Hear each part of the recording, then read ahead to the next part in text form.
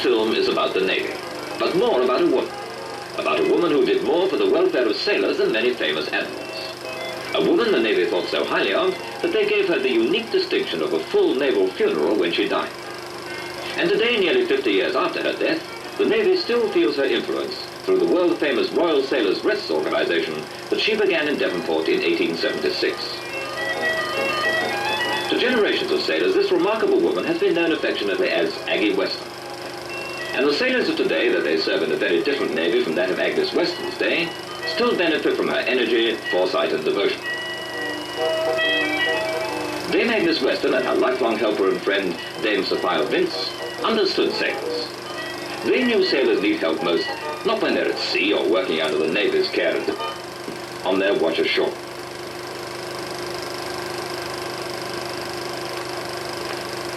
When a ship ties up safely in harbour, it's customary to let as many of the ship's company as possible go ashore. When Agnes Weston began her work, there was nowhere but the streets or the pubs for the men to go. And while there's been a great improvement in the amenities over the years, there's also been a great increase in the problems and temptations that confront young sailors in seaport towns.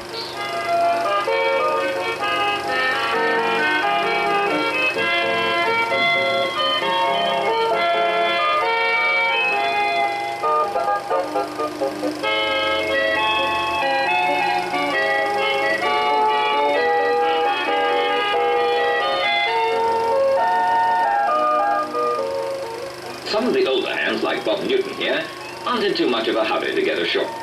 The attractions of a night on the town have worn a bit thin over the years. Besides, there's his young niece, Jenny.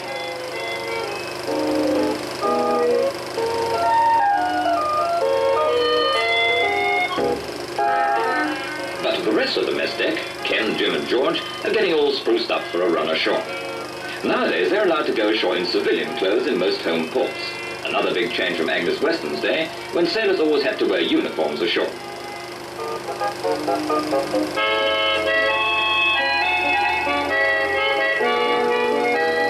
Ken's heard a lot about Bob Newton's niece. Nice-looking kid, he tells him. Yes, says Bob, it's her birthday next week, and she'll be looking out for something from her uncle. I'll just finish off this letter to her, and see you lads ashore later. Bob Newton's a bachelor himself, and he's devoted to his sister's little girl. Her own father is abroad with the Navy in Singapore, so Bob feels a special responsibility for them both. All the time a sailor's at sea, he's dreaming about the next run ashore. Just as soon as he gets there, he's faced with the problem of where to go. But a missioner from the Royal Sailors' Rests is usually at the main gates. They greet many old friends, or answer questions, or give advice, but they never interfere.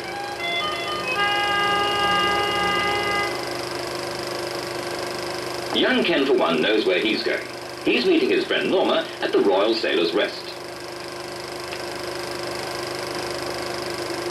Ken and his friends can meet here, eat here, stay here, yes, and pray here if they want to, finding bodily and spiritual refreshment that makes their shore leave everything they dreamed about at sea. Norma's brought her friend Joan along to see what Aggie Weston's is really like. Joan's always thought the place would be too churchy for her.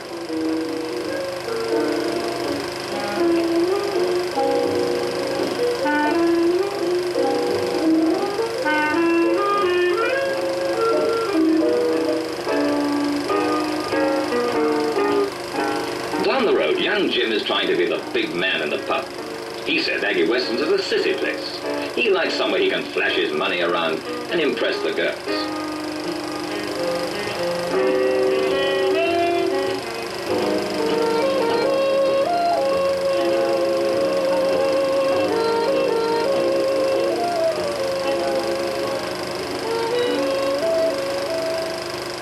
And here's Bob Newton ashore at last. He'll post his letter to Jenny and then make for the pub.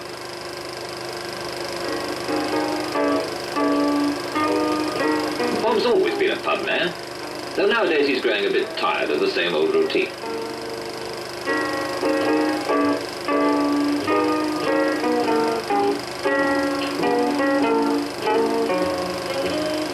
True, it's an easy way to find warmth and companionship of a sort.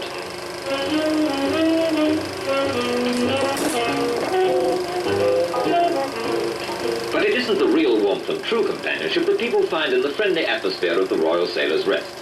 Here, Joan is being told quite firmly that Aggie Weston's isn't all soup and sanctity, as she'd always imagined.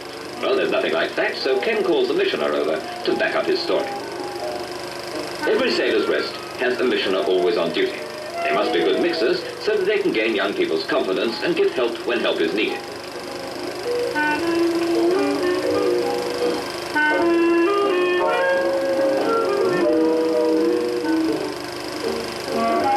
They have an ever-ready talking point in Ashore and Afloat, the organization's own magazine, which goes to sailors all over the world. But let's just listen to what the missioner has to say. Naval ratings can stay here in Portsmouth for a night, for a month or more. We give them most of the amenities of a good hotel. Central heating, hot and cold running water, comfortable beds, and a bedside radio.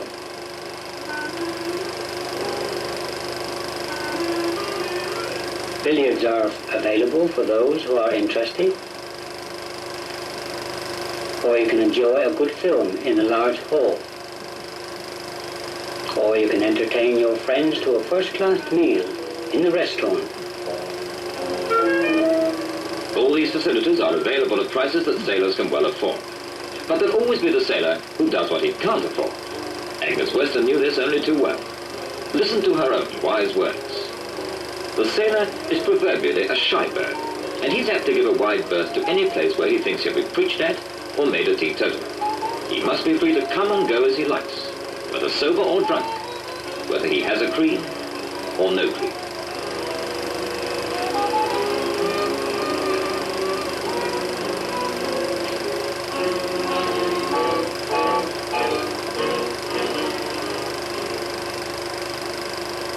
Though Bob Newton may not be an Aggie Weston man himself, he's old enough and wise enough to know what's right for young Jim. And luckily George happens to be passing, so between them, they cart Jim off to where they know he'll be welcome, sober or drunk.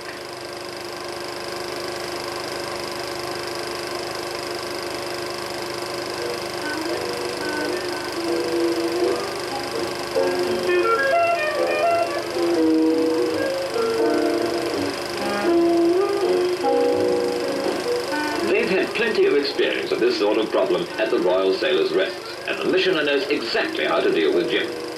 Head under the cold shower, and a cup of strong black coffee will work wonders, he says.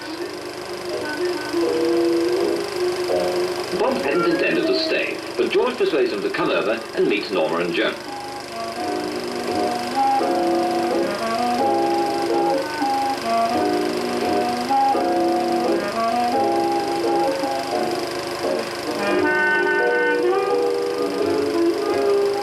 And he seems rather to like the look of Joan.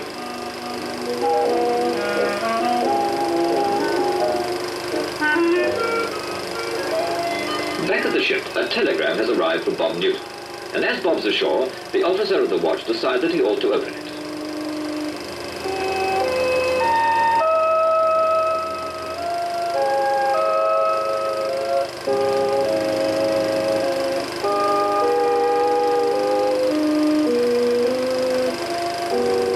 Yes, it's urgent. He tells the rating to go ashore and see if he can find Newton.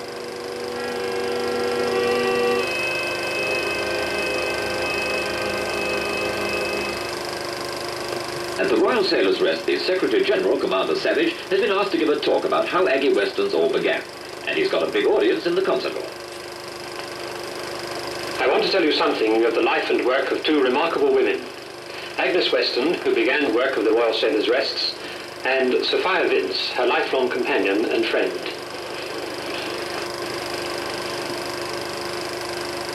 Agnes Weston was the daughter of a well-to-do lawyer and would not normally have worked at all. But she was a sincere Christian woman and had the call to help her fellow men. Her work with Her Majesty's forces began among soldiers at Bath and then among boy sailors at Devonport, where she organised an exuberant Sunday school. In this work she was greatly helped by being a talented musician. Gradually her work spread among the older men, and on 8th of May 1876 the first Sailors' Rest was opened in Devonport. While Agnes Weston was the enthusiastic visionary and what would be called today the public relations officer of the organisation that was rapidly taking shape, the quiet but powerful organising ability of her companion, Miss Sophia Vince, must not be underrated. When they began their work, drink was a terrible scourge among sailors ashore, and they were militant teetotalers. One of their early aims was to capture these 4 notorious public houses that were strategically sited just at the gates of the Devonport dockyard. The battle raged for several years, but in 1888 the last stronghold fell, and this magnificent building, over 1,000 cabins on the site where the enemy pubs had held out for so long. It was a great triumph for Agnes Weston, and the Devonport Rest was not the only one of her great buildings. The Portsmouth Rest was opened in 1881, and equally like Devonport, paid for by voluntary subscriptions. But I mustn't spend too much time on old history. On the night in 1941, when Hitler dropped his firebombs on Devonport, every one of the 1,000 cabins and every conceivable sleeping place in the Rest was occupied. By the morning, though there were no serious casualties, little of it was left standing. Even this memorial window erected to Miss Weston's memory in the Devonport Rest was blown to bits by enemy bombs.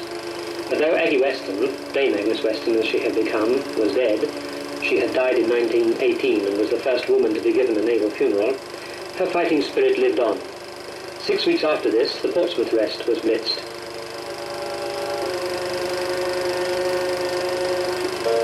Profit work rose again from the ashes in both ports, although under extreme difficulties, and despite the pessimists of the day, who thought that that was the end of Aggie Weston's. Indeed, once the war was over, a new generation of Royal Sailors' Rests began to rise wherever they were needed. Here in Plymouth, the trustees persuaded the city fathers to allocate a site near the Albert Gate, and this magnificent new rest, Royal Sailors' Ritz, has been built.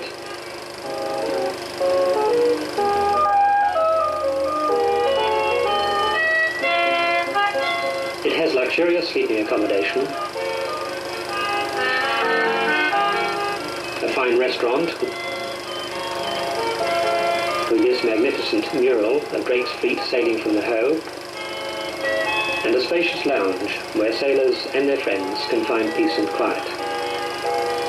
In addition, there is a suite of rooms for wrens, both here in Devonport and indeed in all of the rests. Another of our rests is situated at Weymouth, near the naval base of Portland. Again, this building was formerly a public house and bottling store. It has been truly converted to a small but homely club, but with its quite historic facade preserved. This rest, in addition to the usual restaurant and recreational facilities, has 17 well-equipped cabins.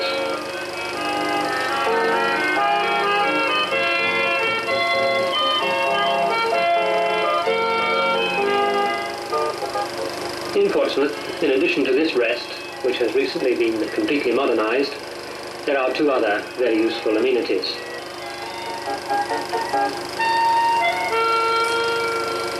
And this is the building, the post-war Sailors' Rest, next to our head offices in Western Parade, which has been converted into a block of flats for naval families, and very popular they are proving.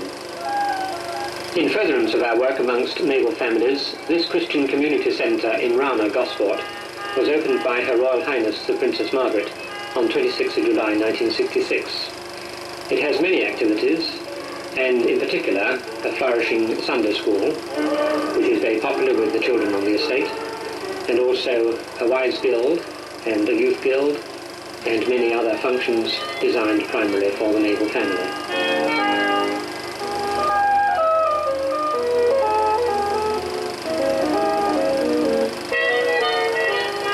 The Sailors' Rest in Londonderry, Northern Ireland, a walled city steeped in history, is typical of those which, over the years, have been established to meet particular needs. There have been homes in Torquay, Sheerness, and at Lossiemouth in Scotland. The Londonderry building, formerly a licensed hotel, was bought in 1957, converted to its new role, and opened by the Governor of Northern Ireland. Here, over the years, naval personnel have enjoyed the homely atmosphere and Christian fellowship, which is so essential to them when they are on shore leave. Sailors' wives and children also have found this a happy place to visit.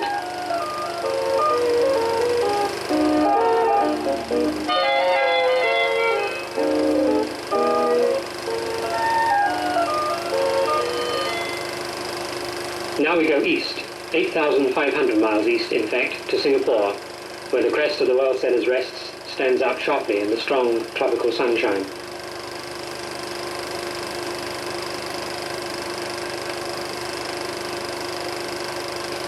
Singapore is a beautiful and fascinating island, but the city of Singapore is a place of great temptation and easy downfall for the sailor. So the new rest there within the naval base itself has set out to provide amenities that are vastly more attractive than anything the city has to offer.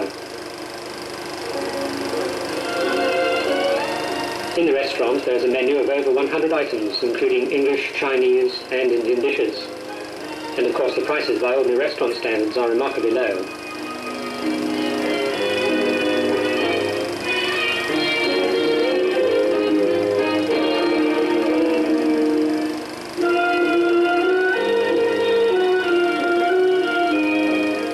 The restaurant is managed by Mr. Leon Kuan Yang, a noted Chinese caterer.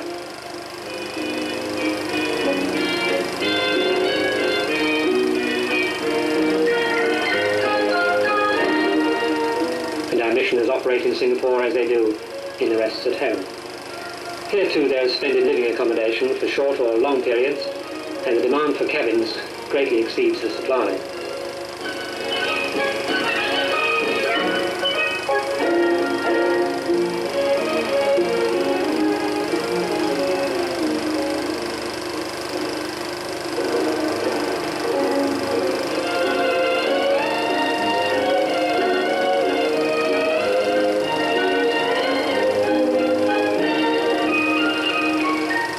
Swimming is, of course, a year-round pastime, and naval families are able to use the club from the early morning until the afternoon.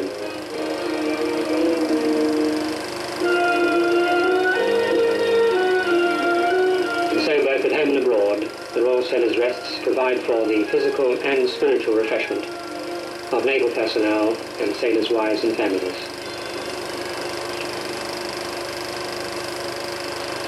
If she were alive today, I'm sure that Agnes Weston will be enthusiastically happy about the modern developments of the Royal Sailors' Rests as they are today, the result of their pioneering work in the early days of this society. And there are many sailors, past and present, who would testify to the good that has been done by the Royal Sailors' Rests. Indeed, here is an old sailor, Steve Dockra. Steve, I believe you joined the Navy quite early in the century. June 1902. And did you not meet Miss Agnes Weston? Yes, I met Miss Agnes Weston. And what did you think of her? I thought she was a wonderful lady, and I thought she was just the lady that would be for the sailors. In her actions and her ways and her speaking and what she says to us, it gave me that first impression which I never lost. She taught us such choruses on the Thursday afternoon. Boy's best friend is his mother, such as a little golden ring, a life on the ocean wave, and I was never cut out for a tar. But then on Sunday afternoon, she would be more on the spiritual side. She'd sing such Build on the Rock and not upon the sands. Turn your eyes upon Jesus, look full in his wonderful face, and Jesus will never forget. Go on.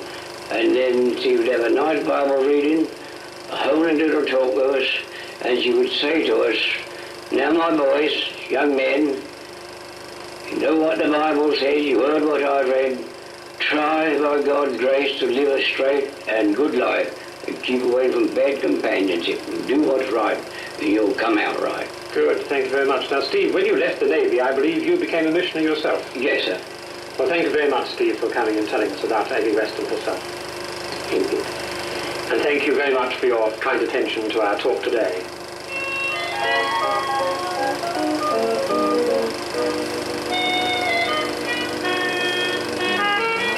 George, who's been an interested member of the audience, is an old shipmate of Commander Savage's, and he introduced Joan and Bob Newton to him.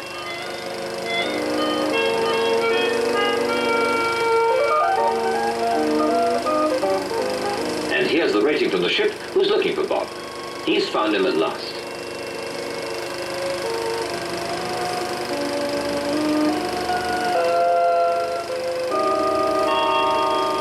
The telegram seems to be urgent, he says. At any rate, the officer of the watch wants Bob to come back to the ship right away.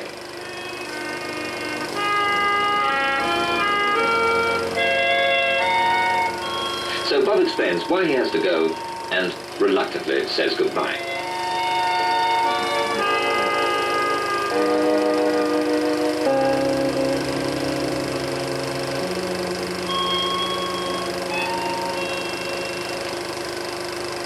Newton, says the officer of the watch.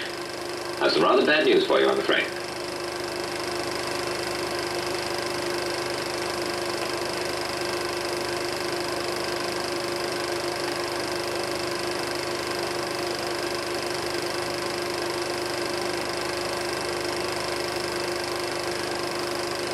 Seeing his Bible on the desk, he adds, "This may help you,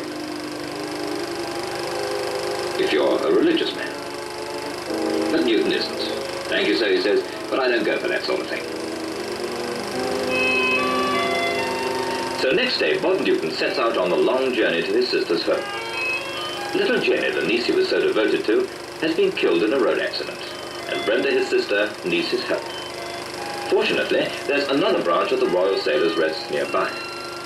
The missioners at all these rests look after the welfare of sailors' wives and families, particularly, as in this case, when the father is serving abroad. So the missioner has been caring for Brenda ever since he heard of Jenny's tragic death. It was he who sent the telegram to Bob Newton. Some people, the missioner knows from experience, find comfort at a time like this in the words of Jesus Christ, who knew the ultimate in human suffering. But they have no meaning for Bob Newton. He sees himself as a practical, self-reliant person. All he wants to do is to comfort his sister in a practical way. So the missioner takes him in to see the sorrowing Brenda.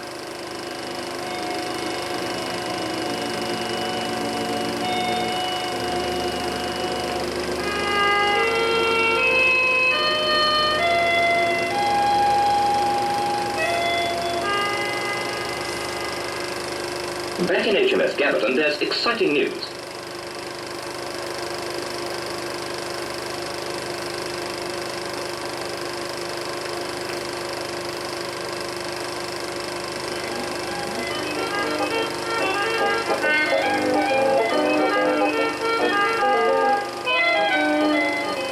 They're off to Singapore. Sure, it's up there on the notice board. And that's a bit of all right, says George. We heard all about the wonderful new Royal Sailors' Rest they've got out there only last night.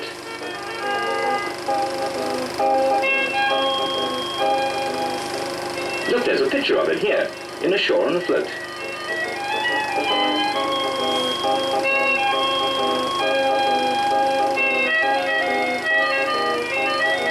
Come on, everyone, says Ken. What are we waiting for? Let's have a last run ashore.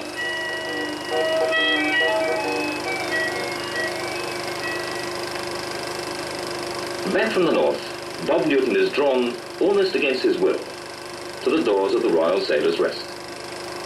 He found happiness here the other night. Perhaps he might find it again. He's done some pretty tough thinking on the journey south. Jenny's death has forced him to ask himself what he, who is still alive, is making of his own life. Could Agnes Weston possibly understand his tangled feelings? Once again, her very own words prove that she did. Our platform is broad. We do not try to win men for denominationalism of any kind, but for Christ. Our great desire is that they may belong to the church invisible. We get men often when they're very far out, and we present the simple truths of the gospel in an unconventional manner.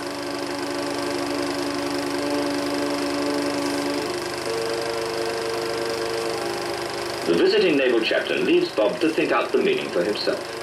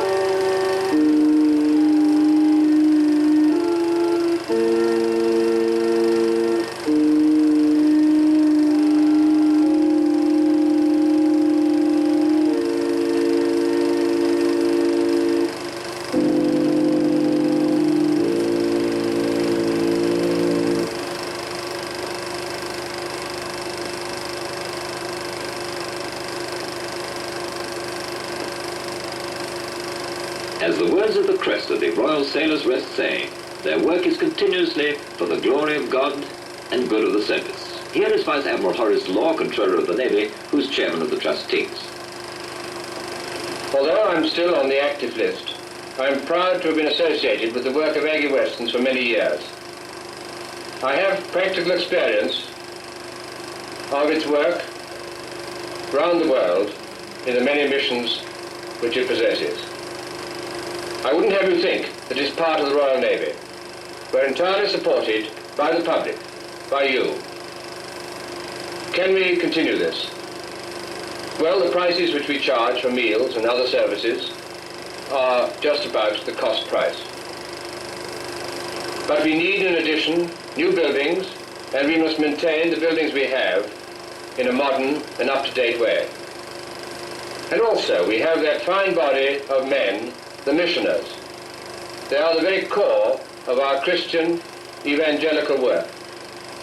And they extend the hand of fellowship and friendship to the sailors, their wives, and to their families. In all this, we need your help by prayer and by gift. Please take one of these leaflets at the end of this film. You'll find in it far more than I can tell you about Aggie Weston's. You'll also find an address where you can send any gift you feel able to make. I hope you've enjoyed the film and will support our work.